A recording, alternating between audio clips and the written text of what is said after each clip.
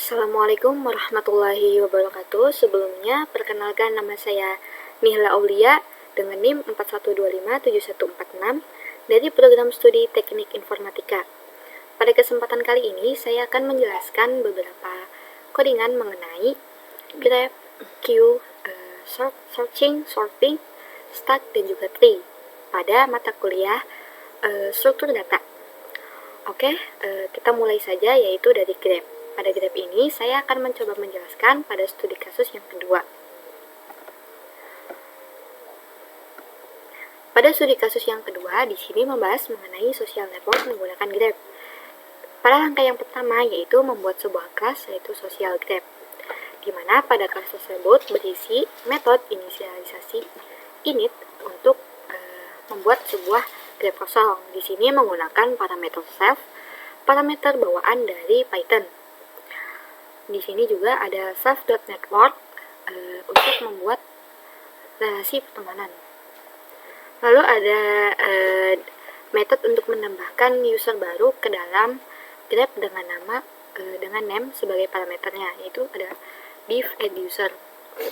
Di sini terdapat kondisi untuk mengecek user jika belum ada, maka dia akan menambahkan user baru dengan menggunakan set ini. Lalu selanjutnya ada metode untuk menambahkan pertemanan antara dua user dengan user yang pertama dan user yang kedua, yaitu div add friendship. Nah, di sini untuk menyambungkan pertemanan. Nah, di sini ada sifatnya dua arah, unidirected.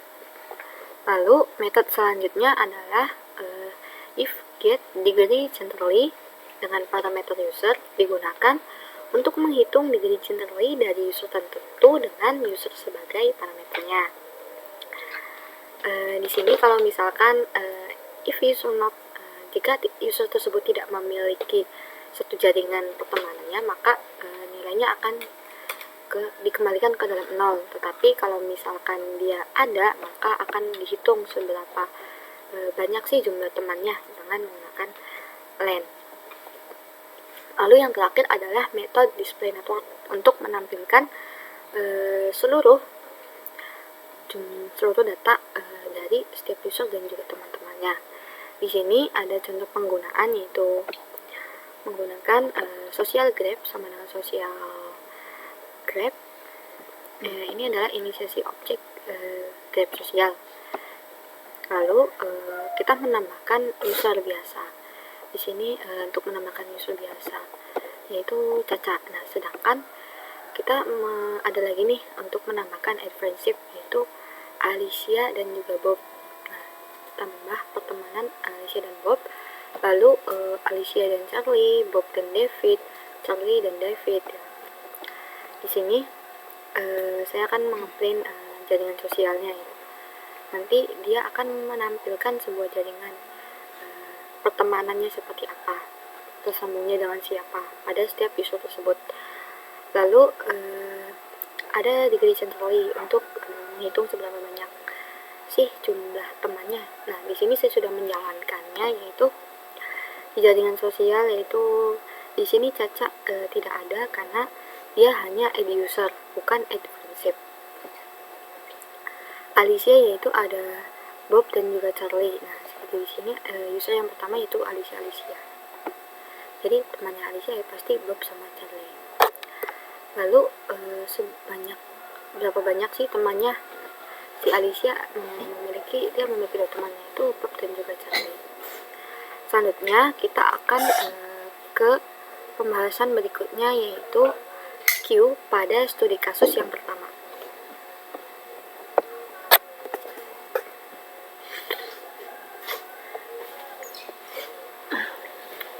Nah, di sini akan membahas sebuah antrian customer service menggunakan queue.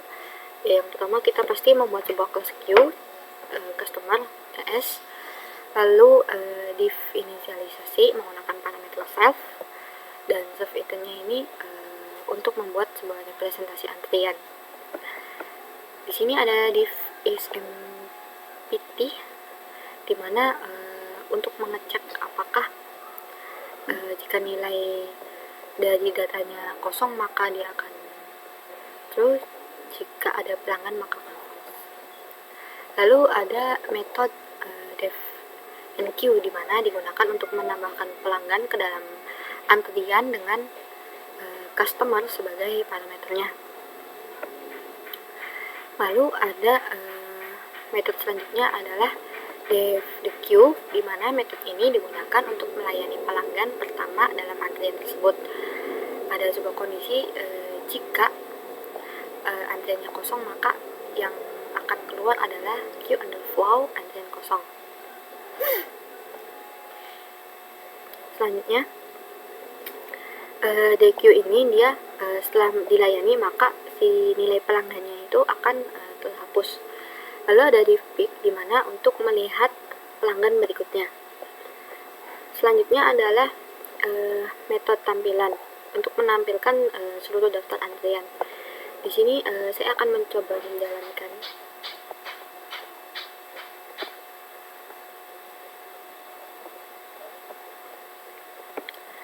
Sini saya sudah menambahkan NQ, Alicia, Bob, dan juga Charlie.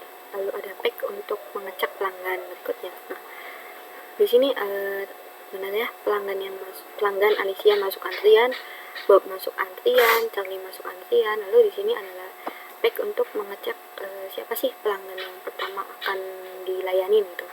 Di sini pastinya adalah Alicia karena ini sifatnya FIFO, first in first out.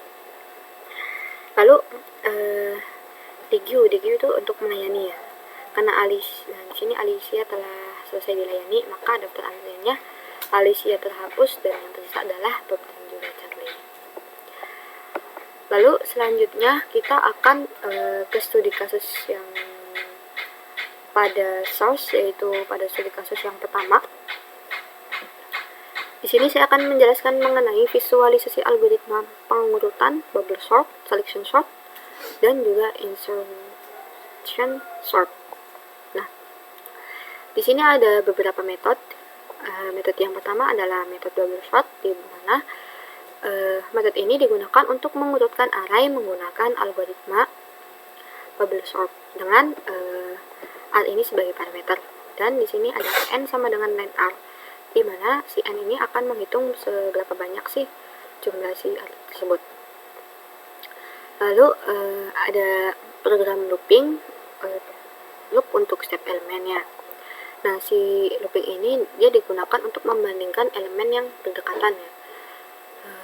Lalu ada kondisi di mana jika elemen saat ini lebih besar dari yang berikutnya, maka dia akan swap atau ada pertukaran nih, supaya bisa diurutkan nantinya.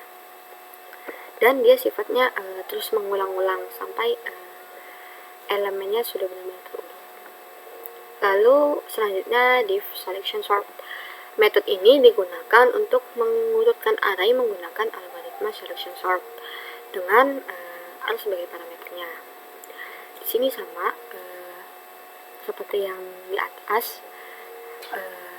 Lalu di sini ada looping dan juga logika, bahwasanya loop itu untuk mencari elemen minimum dari sisa arraynya. Lalu if rj kurang dari r min index, di sini jika ditemukan elemen yang lebih kecil, maka update index sebagai minimum. Jadi indeks yang kecil nanti dia akan di swap ke depan atau ditukar supaya posisinya berada di depan. Lalu dev yang terakhir atau metode yang terakhir adalah insertion sort, di mana di sini menggunakan parameter yang sama yaitu r. Ini untuk elemen yang akan disisipkan. Jadi elemen yang lebih besar akan bergeser ke kanan untuk memberikan ruang bagi kayaknya. Di sini saya akan mencoba merunning codingnya. Di sini saya sudah merunning hasilnya, dan pada contoh penggunaan saya sudah menginputkan sebuah variabel data ya. Ada nilai, saya masukkan nilai acak yaitu 64, 34, 25, 12, 22, 11, dan 90. Maka yang pertama saya menampilkan dulu datanya secara data mentahnya, yaitu data aslinya. Lalu setelah di bubble sort, maka dia akan secara otomatis mengurutkan dari nilai yang terkecil sampai dengan yang terbesar. Dan di selection sort juga sama, dan di insertion sort juga sama, dia akan mengurutkan dari nilai yang terkecil dan juga nilai yang terbesar. Oke, karena untuk logikanya sendiri, di si bubble data ini dia mengcopy variable data ini, lalu dia oke, udah selesai. Oke, selanjutnya kita akan beralih ke dalam stack pada studi kasus yang kedua, yaitu di sini membahas mengenai keseimbangan kurung menggunakan stack. Di sini kita hanya menggunakan satu metode, yaitu isBalance. Nah, isBalance metode ini digunakan untuk memeriksa keseimbangan kurung dalam sebuah ekspresi. Nah, expression ini adalah sebuah parameternya. Di sini kita membuat dua variabel, yaitu stack dan juga brackets. Stack ini digunakan untuk menampung kurung buka, lalu brackets ini adalah sebuah pasangan kurung tutup dan kebuka. Lalu di sini ada for chart in expression, yaitu di sini ada sebuah iterasi setiap karakter. Di dalam iterasi ini ada sebuah kondisi, yaitu if jika kurung buka, maka hasilnya akan di-push ke stack dan hasilnya akan seimbang ya tentu. Lalu ada elif. Elif itu adalah else if jika kurung tutup, maka dia akan mengecek lagi nih kondisinya untuk mengecek, yaitu ada di sini ada pop dan juga cek kecocokan. Kalau misalkan tidak seimbang, maka di sini dia akan bersifat false. Dan si for ini dia akan dikembalikan ke dalam return sebagai outputnya, yaitu akan menghitung seberapa seimbang jika stack kosong di akhir. Di sini saya akan mencoba untuk merunning programnya.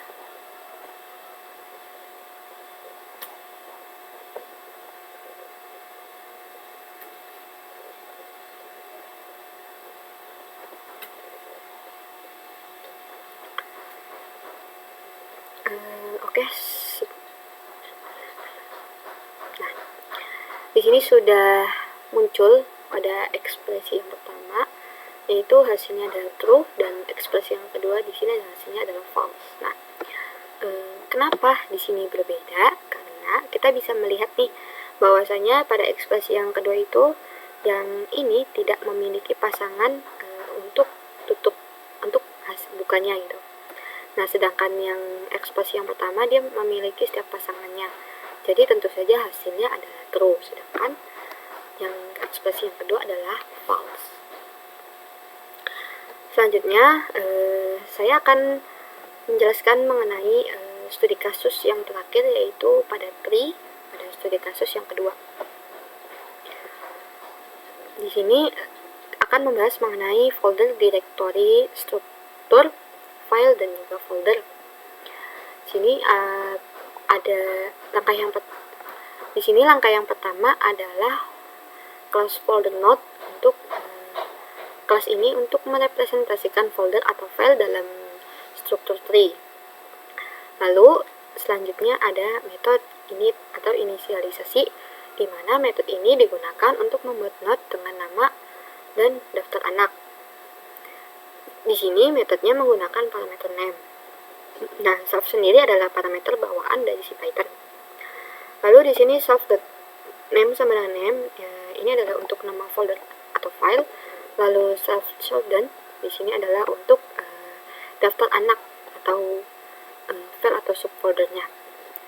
Lalu metode yang kedua adalah metode HL. Nah, metode HL ini digunakan untuk menambahkan anak baru ke dalam node dengan node sebagai parameter. Jadi dia sebagai kayak subdirectory gitu.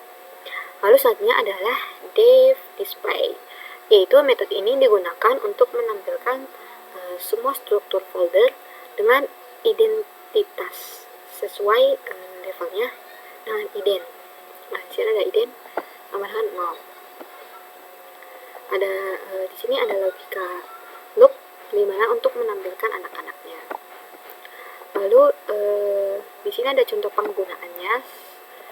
Sebelumnya saya akan menjalankan codingannya dulu. Oke, di sini ada contoh codingannya. Saya sedang merunningnya dulu. Oke,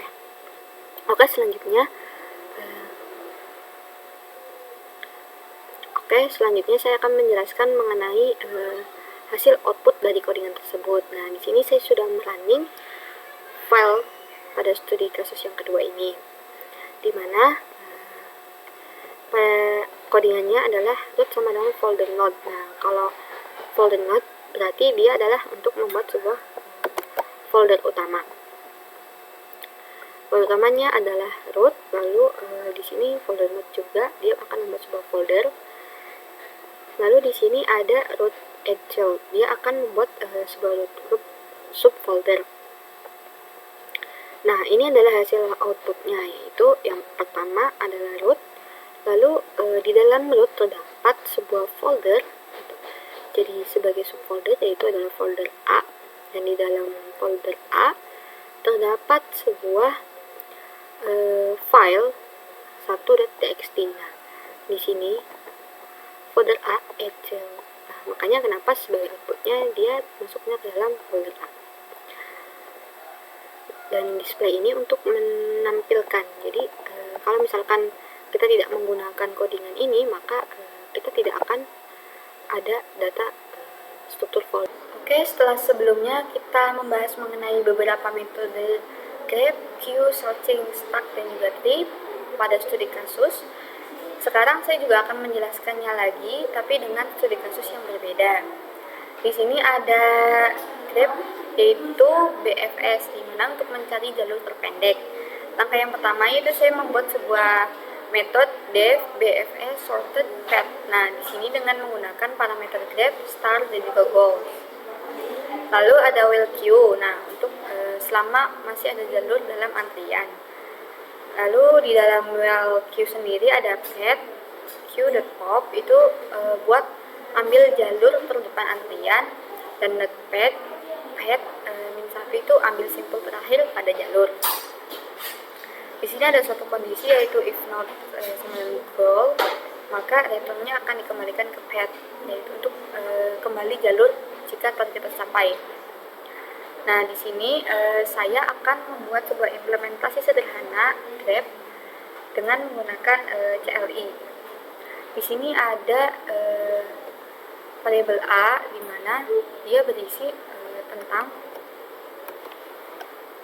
simpul A terhubung ke B dan C, lalu yang B, simpul B terhubung ke D dan E, dan C terhubung ke F. D tidak memiliki tetangga, artinya dia berada di jalur yang terakhir. Lalu E, dia terhubung ke F, dan F tidak memiliki tetangga. Nah, di sini saya akan mencari jalur terdekat antara A, dari A ke F. Di sini saya akan running programnya. Bisa kita lihat dari simpul-simpul tersebut, outputnya adalah A, C, F. Kenapa? Karena si A terhubung ke C dan C terhubung ke F. Jadi jaraknya dekat. Di sini hasilnya. Oke, selanjutnya kita ke queue pada studi kasus yang kedua.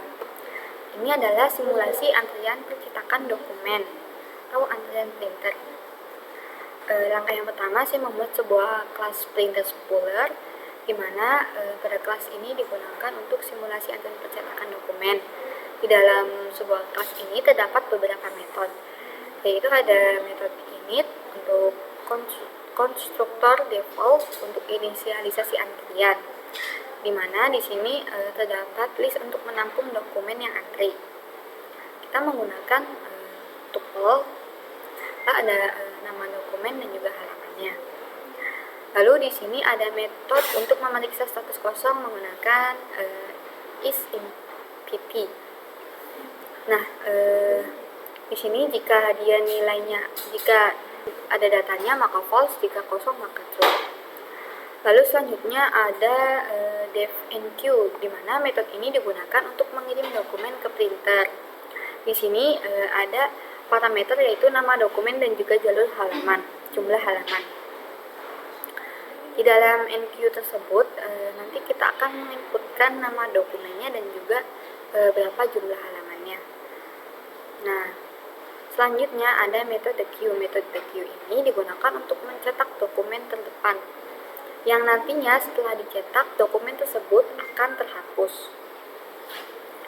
Lalu, yang terakhir adalah metode untuk melihat status antrian, yaitu dengan menggunakan def tampilkan spooler. Di sini menggunakan parameter bawaan dari Python, yaitu self. Nah, oleh karena itu, saya melakukan sebuah uji coba pada codingan tersebut, di mana saya menambahkan menggunakan enqueue, yaitu laporan keuangan, 12 ini adalah jumlah halaman.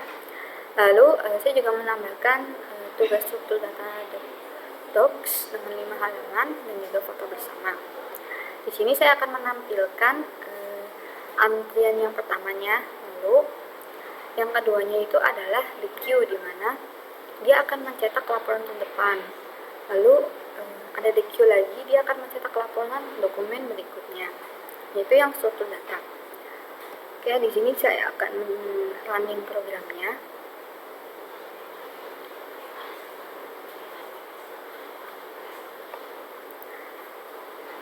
Nah, kenapa dari laporan keuangan dulu yang dicetak? Karena proses queue ini adalah FIFO, first in first out. Jadi yang ada di baris awal itu yang akan dilayani duluan. Nah, di sini benar ya bahwasannya yang pertama dilayani adalah laporan keuangan. Jika selesai dia maka akan terhapus, dan sisanya yaitu cuma satu foto bersama yang belum dilakukan the queue. Selanjutnya ada metode sorting pada studi kasus yang kedua. Di sini ada dua metode yang digunakan, yaitu sequential search dan juga binary search. Di dalam metode sequential search ini dia menggunakan parameter arg dan juga target. Nah, pada metode ini digunakan untuk mencari target dalam array, namun dia tidak melakukan pengurutan terlebih dahulu. Jadi pada data yang baru diinputkan, jadi datanya masih tergolong acak. Nah, sedangkan pada metode yang kedua yaitu def binary search dengan menggunakan parameter sorted arg dan juga target.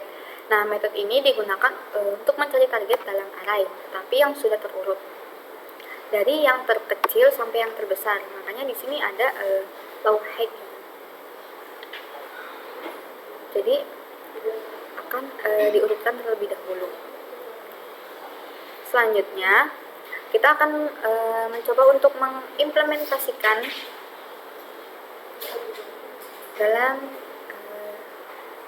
selanjutnya kita akan mencoba untuk mengimplementasikan. Di sini saya sudah membuat sebuah variabel data dengan isian angka numerikal, yaitu 5, 2, 9, 1, 5 dan juga 6. Dengan targetnya yaitu angka 5. Nah, data angka tersebut yang saya sudah inputkan itu dia masih acak. Di sini akan terlihat jelas perbedaan antara sequential dan juga binary search. Sebelumnya saya akan mencoba merunning programnya. Nah, pada target kelima ini, di sini kita mencari angka yang kelima itu dia ada di indeks yang ke berapa. Karena di sini array, maka dia akan terbaca dari indeks ke 0. Jadi yang 5 ini adalah indeks ke 0, 2 adalah 1, dan 9 adalah 3, dan seterusnya. Nah, di sini adalah hasil outputnya, di mana sequential search target 5 ditemukan di indeks 0. Artinya data tersebut masih acak dan juga belum terurut. Nah, di sini. Dan pada binary search target 5 ditemukan di indeks kedua. Nah, dalam array terurut yaitu 1, 2, 5, 5, 6, 9. 1 indeks ke 0, 2 indeks ke 1, dan 5 indeks kedua. Jadi itulah perbedaan antara sequential search dan juga binary search. Selanjutnya kita ke stack pada studi kasus yang pertama.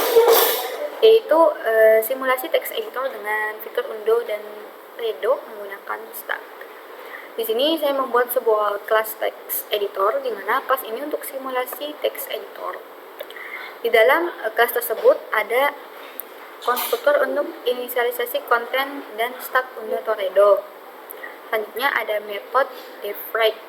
Nah, metode ini digunakan untuk menambahkan teks baru ke dalam editor. Lalu ada di sini save.undo, stack.append. Untuk simpan state lama atau stack. Lalu yang clear ini dia itu untuk hapus riwayat redo jika ada teks baru. Dan save.content new text itu adalah buat update konten teksnya. Lalu ada devundo. Devundo ini adalah suatu metode untuk membatalkan perubahan terakhir. Jadi redo. Nah, nanti solve redo stat append itu dia untuk pindahkan konten aktif ke redo, dan save content yang undo stat itu dia kembalikan konten dari stack undo. Lalu ada defredo. Nah, defredo ini adalah metode untuk mengulangi perubahan yang dibatalkan. Selanjutnya yang terakhir adalah devtampilkan, yaitu metode untuk menampilkan konten editor pada saat ini. Di sini saya akan melakukan simulasi penggunaan text editor dengan undo atau redo. Sebelumnya saya akan running dulu programnya.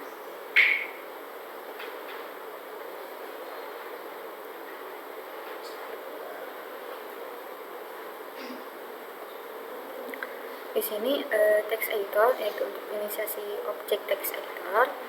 Lalu print. Nah, kita menampilkan awalnya dulu, dan hasilnya pasti kosong karena kita belum melakukan penambahan teks menggunakan metode write. Nah, di sini hasilnya konten editor dia masih kosong. Lalu yang kedua adalah editor.write.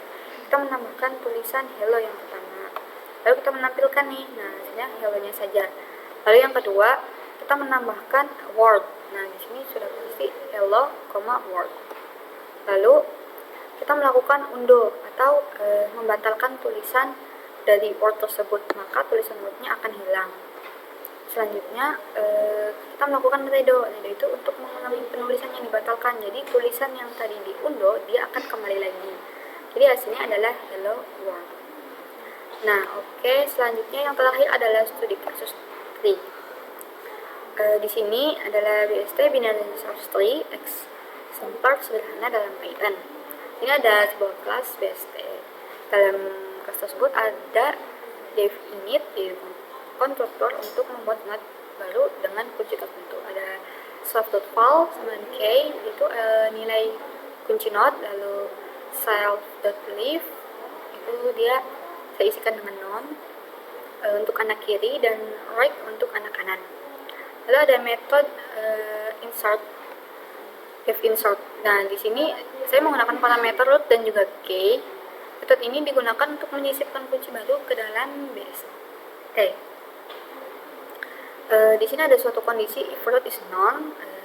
Jika root adalah none, maka dia akan membuat node baru. Nah, selanjutnya jika k lebih kecil daripada root, maka dia akan ditaruh di kiri. Nah, sedangkan else itu jika dia lebih besar, maka dia akan taruh di kanan. Lalu yang terakhir adalah dev source. Di metode ini digunakan untuk mencari kunci dalam BST. Ada kondisi di mana if root is none or root.file k. Nah, dia itu return root. Jadi ditemukan atau mencapai ujung ke node. Nah, di sini ada if k kurang dari root.file. Nah, itu untuk mencari cabang ke kiri dan juga untuk mencari cabang ke kanan. Jika cabang ke kiri tidak ada, maka dia akan ke cabang yang ke kanan. Jadi saya akan mencoba untuk mengimplementasikan programnya, yaitu kayaknya adalah 50, 30, 20, 40, 70, 60, dan juga 80. Nah, si yang akan kita cari adalah angka 40 dan juga 90. Sebelumnya kita akan mencoba untuk melaningkan terlebih dahulu.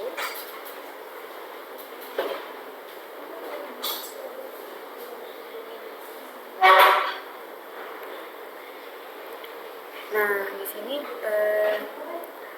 if Rasul print kunci K, nah K yang mau kita cari itu ditemukan dalam BST, ataupun jika tidak ditemukan maka kunci K-nya berapa lalu tidak ditemukan dalam BST. Nah, di sini kunci 40 ditemukan dan sedangkan kunci 90 tidak ditemukan.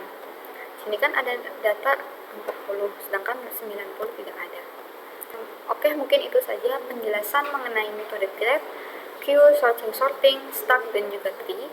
Kurang lebihnya saya mohon maaf. Wabillahi taufiq wal hidayah. Wassalamualaikum warahmatullahi wabarakatuh.